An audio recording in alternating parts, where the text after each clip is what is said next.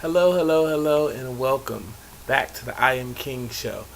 My last video had to be deleted. First things first, my last video had to be deleted because basically the format was all wrong. It was basically just audio. I am reposting that video, so if you go back to my channel, you can watch that video and listen to it and see my hand gestures and all that. And it's raw, just like this video will be. This is week 3 of the Iamking show. I'm getting kind of in the habit of posting on Tuesdays, and I'm going to try to stick to that. I'm going to try to do at least 2 videos a week, but Tuesdays are my marker. Those are the days that I'm going to dedicate, that I do a video for you guys. This is Wednesday, a day late, but I am doing a video. I am trying to be a stickler to doing these videos religiously. Merry Christmas, Happy belated Christmas, or Merry Christmas, what have you. Happy Kwanzaa, Happy Hanukkah, Happy New Year, Happy everything. Whatever you celebrate, or if you don't celebrate anything, it's a new day. It's a blessing just to be among the living. Okay. This video, we're going to talk about what it means when I say I am king.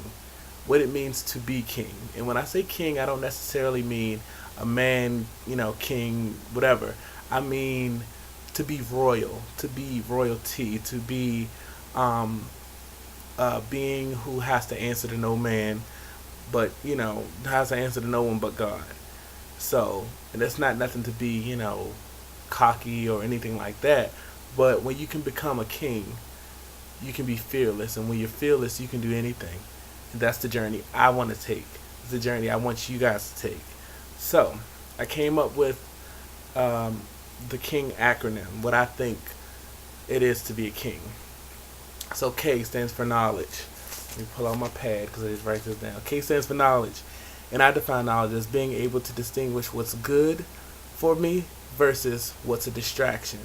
A few months ago when I first really started getting into, self-help and trying to do the right thing and all that, I got in contact with a friend of mine from college, and basically we were friends all through college. It's my homegirl Sherry.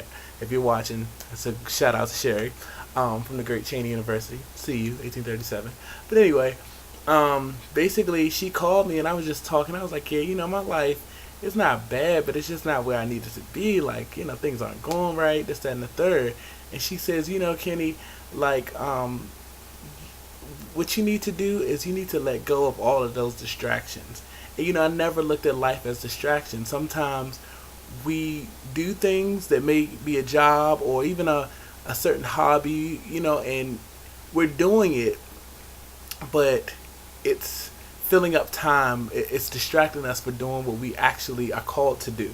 It's not necessarily something bad. That's why I didn't put good versus bad.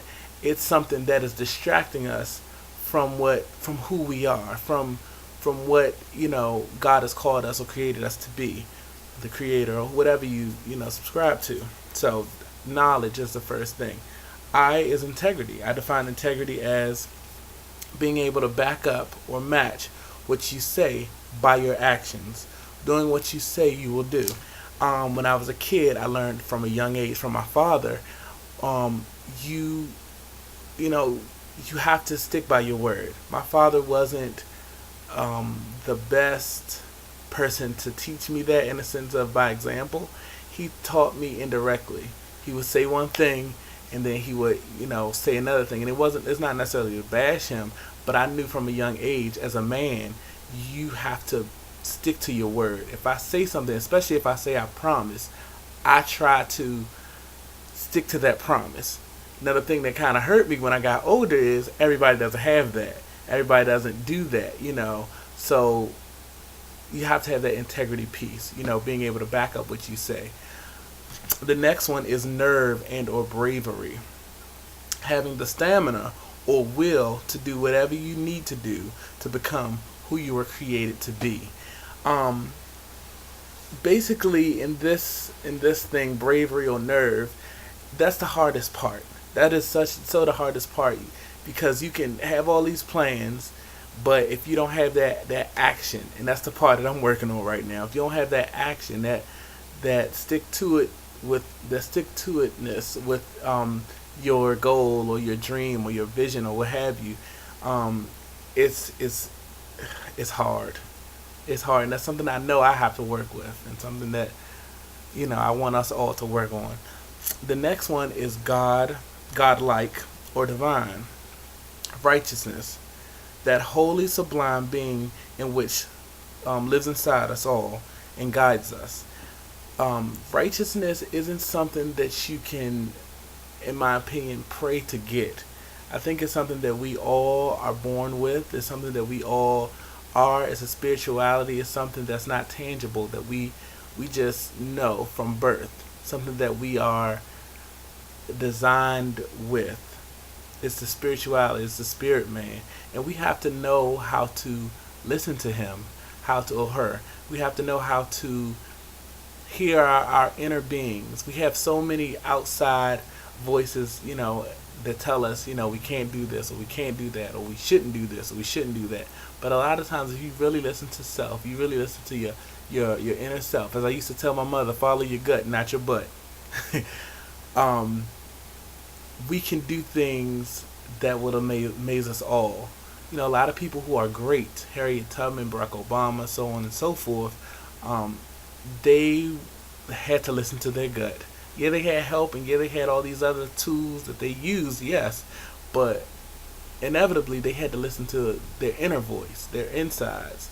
And I always tell my mother, listen to your gut, not your butt, because a lot of times we'll say, I started to do this, but I didn't, basically. So the gut is in front of you and the butt is behind you. You need to listen to your gut and let that lead you, and ignore your butt. Basically, that's pretty much it for this section of the show. I always try to leave you guys with some pieces of knowledge, or a book or DVD, something and so forth. I recently saw this DVD. It's called Turning Setbacks into Comebacks with Willie Jolly. This is a guy, he's a public speaker, he's from the DMV area, and basically he was in a job, and he got fired and ended up leading to another job, but ended up leading him to public speaking. And he realized, wow, I can take this and I can run with this. I can really, do this. And he has a lot of good messages, a lot of good sayings and stuff. This is really, really good. The next thing, I'm actually just started listening to this. This is an audio book. Don't come for me with the audio books. I don't have time to read all day, every day. I can listen to this on my way to work. I can listen to this whenever on my iPod, what have you.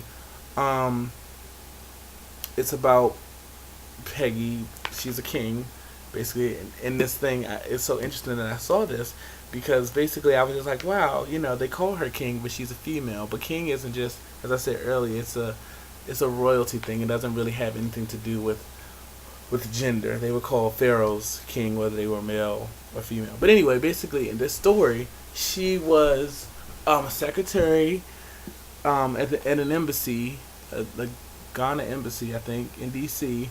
And basically she got a phone call that her uncle died and he was a king, and that she was next in line to be king.